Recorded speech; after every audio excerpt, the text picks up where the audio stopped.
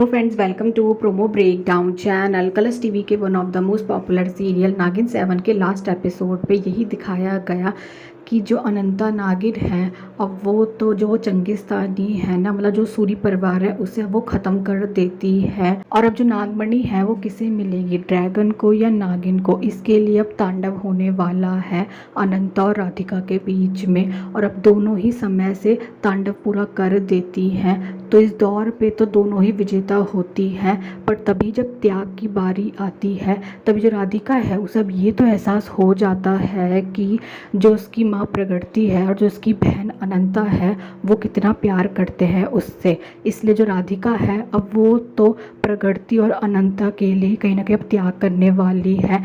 राधिका तो अब खुद की जान दे देती है।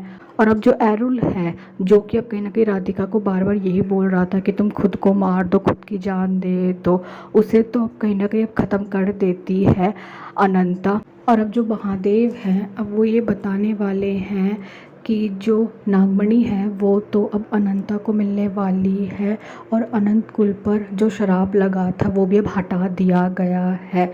महादेव तो अब ये भी कहने वाले हैं कि अनंता जिससे प्यार करती है उससे शादी भी कर सकती है। और अब ये भी कहा जाता है कि जो आर्यमन है अब वो मानव नहीं रहा है, क्योंकि उसके अंदर नागिन का खून रह गया है। इसीलिए तो अब अनंता और आर्यमन तो अब एक होने वाले हैं, और अब विशाखा और अनंता के बीच में भी अब लड़ाई होने वाली है। पर तभी जो आर्यमन है अब वो जो नीले फूल वाला जाल होता है ना, अब वो डाल देता है विशाखा के ऊपर, और विशाखा तो वहाँ से चली जाएगी।